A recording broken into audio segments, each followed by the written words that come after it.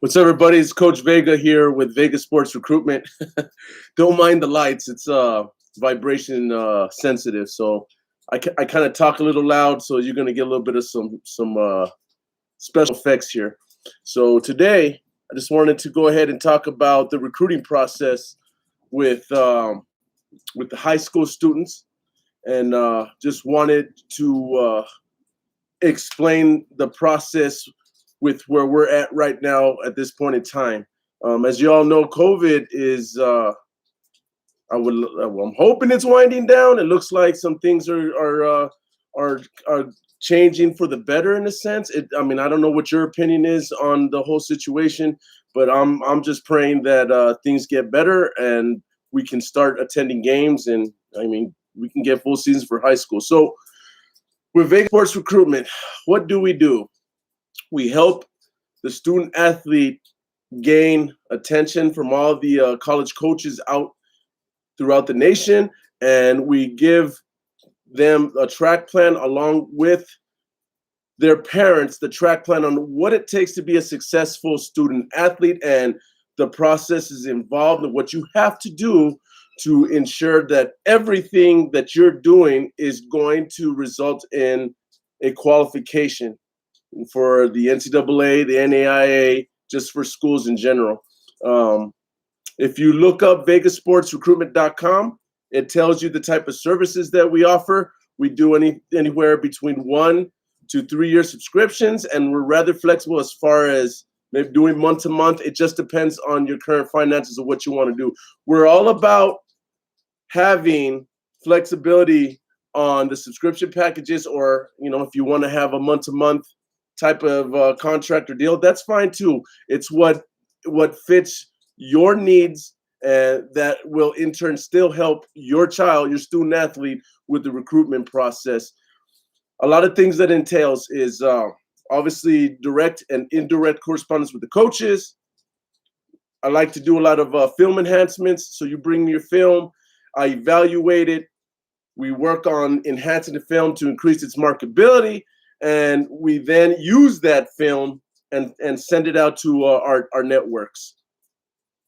The other things we do is we give advice. That's the key word, advice, on the requirements when it comes to the academic portion of the process.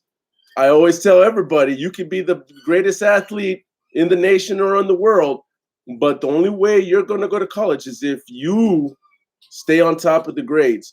And what we'd like to do is show you the track plan on the requirements and the academics that are involved. And we also want to train you on the overall mindset of what it takes to be a student athlete. When you go to college, and if you're on their dime, you have to understand you're going to be on a set schedule. You're not going to have the downtime or the white space or any type of time for you to mess around. You're going to have a structure once you get into college, because if you are being paid by the school, then they're going to want their production out of you back. They want the reciprocation. And a lot of student athletes tend to go to college thinking it's going to be the same thing as high school, and they find out that it's not the case. You go to you go to practice, go to school, you go home, you do homework, practice again, you wake up dark 30 in the morning to do weights. It's just a set schedule, and you're gonna notice that you're just not gonna have time for anything. And a lot of student athletes are going to want to do the same things that some of the other the other average college student is doing. They know what they're doing.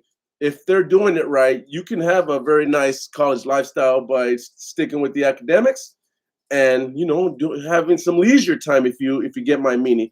So a lot of these individuals, these student athletes, see their friends that are not student athletes having such a blast, and they're partying and they're just doing fun stuff, that they're going to find themselves not being able to go out there. They're going to have to prioritize their time and maximize that time to better themselves and to balance the sports and academic portion of their college careers.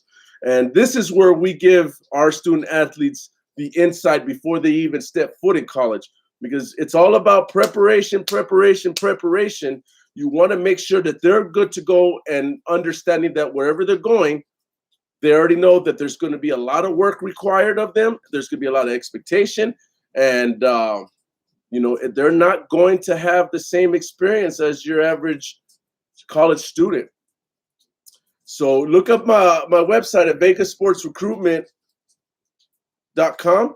You'll see the subscription packages. You'll see the services that it entail. We even have a do-it-yourself tool set. If you want to do it, you want to go out alone as a parent, that's completely fine as well. We can give you the tools to make you very successful. At the end of the day, our job is to help the student athlete and the parents realize their dream, to get them to go to the next level and to play college sports in whatever sport that they're doing. Now, when it comes to the recruitment process, some of the biggest important things that I like to harp on with the student athlete when we're working on them is, we're going to do our part. We're going to do what we can to assist you, but it's a two-way street. And parents, this is where you come in. You have to be a proactive parent and making sure, one, they're doing what we are expecting them to do, and two, just making sure that they're maintaining their grades. They're doing what they need to do to be successful. And some of the things that we also provide are resources. Wherever you're at, we have trainers that we can refer to you, and trainers out there that I haven't gotten the chance to meet with. Go ahead and DM me, or check out my website so that we can compare notes and exchange numbers. But what I'm getting at is, if you are wanting to get recruited, you have to find the time to better yourself. And that's I'm talking about the weight room. I'm talking about the 2 hours that you get in practice. And not even just that. Those are the bare minimums. You have to be willing to do extracurricular stuff on your own time to get better. That means either involving yourself with a gym and proactively lifting weights on your own, or you're getting it with a local trainer for whatever specific sport, specific position, or just for strength and conditioning.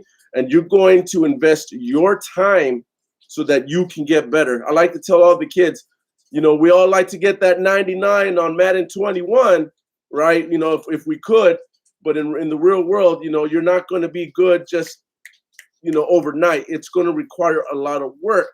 And if you have time to get on the sticks, as I like to call it, the PlayStation, the Xbox, whatever you have, then you have time to go out to the park to do foot drills, agility drills on your own, if that's what you want to do, or you get in touch with your local trainer. Sorry about that we have a graduation. So, thank God, thanks to COVID, we can't actually have in-person graduations. But going back to what I'm saying, the most important thing is you just want to invest your time to get better. And parents, that's going to require you to put in a little bit of some capital as well. Look up Johnny Manziel. I know, he's had some issues in the past, but there is a video of him on YouTube where he explained what it took for him to be successful from Stephenville High School in Texas, that landed him that opportunity at Texas A&M. He said, if it wasn't for my parents to invest their time and money, and if it wasn't for myself investing that time on myself to get better, I wouldn't be where I'm at. And that's facts right there. You have to be willing to invest your time and your funding for your student athletes so that they can get that proper training and get that heads up, so that way they can kind of separate themselves from those that are not really doing the whole 9 yards. Okay. But that's what we emphasize on too. So we'll get you in the crosshairs, but you have to be willing to do your portion and getting yourself better, so that way you can make yourself more marketable by displaying the enhanced skills that you get from training. Let's talk about camps. I get a lot of questions about camps. Should I pay $65? Should I pay $100? Should I even pay for a camp?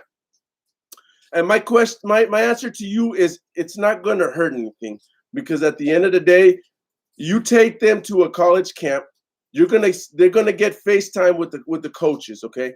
And I'm just not saying just go to all Division I camps. You need to go to any camp, okay? Whether it's big, small, medium, you need to go to any camp that you can, because at the end of the day, when it comes to the Division I, they're very, very, very selective on their prospects, and so you want to be able to hit all levels to increase your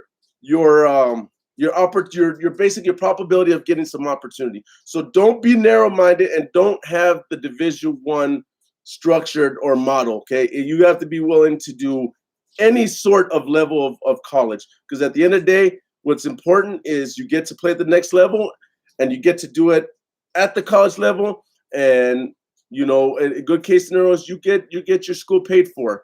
And you also have to understand also that a lot of people get this misconception where if they're going to get a scholarship, it's not always 100% paid tuition, okay? There's going to be all sorts of offers where you're going to be offered 50% of tuition paid, 75% of your tuition paid. It just depends on the school. It just depends on where they see you as far as talent and the fit. It also depends on the economics of the school too, because every coach has to play the economics game.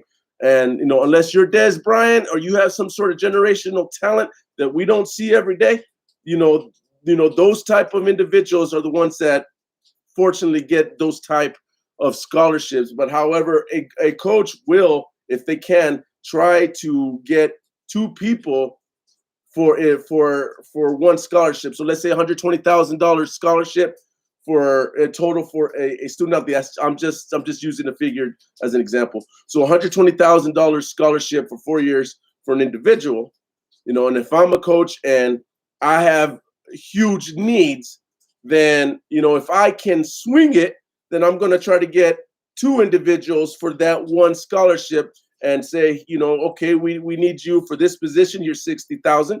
We need you for that position, you're 60,000. It's just a numbers game. And, there's nothing wrong with that. It's an opportunity. All you have to do is when you get into those type of situations, you just have to find other sources of scholarships, grants, and income that can help supplement that tuition that you get. But when it comes to scholarships, that's where you're just gonna have to pick and choose which one is the better deal, which one is more feasible for you as a parent and as a student athlete. There's a lot I could talk about in terms of all that, but I don't have much time with this segment to talk about that. But biggest thing is going back to camps is it doesn't hurt to go to any camp, because again, you're gonna get FaceTime with the coaches. You might pique their interest off of that event. And two, you're getting work in. You're going to have some competition with other players. You're going to build some camaraderie with the participants. It's a fun environment overall. And whether it's a college that's hosting a camp, or it's a local entity like Prep One in our locality here in El Paso, or Coach O, or any camps that you see out there under the radar, take it, because it's work that you're investing in to get better, and it's an opportunity for you to meet other people and to get FaceTime with the coaches. So I just wanted to put out there really quick and let you all know that this is some of the things you need to be thinking about while we're still in the off season, because the season's coming up really quickly, and you need to take advantage of this time to prepare yourself, obviously, for the next coming year in high school, preparing yourself for your recruitment, and preparing yourself to be a better student athlete, not only on the field, but in the classroom as well. If you have any questions, please feel free to contact me at vegasportsrecruitment.com. You'll see my phone number there. I'm on Twitter too, Coach Vega VSR on Twitter. You'll also see all my contact information on the website. But look forward to talking with anybody that is inquiring on the recruitment. And I'm ready to rock and roll.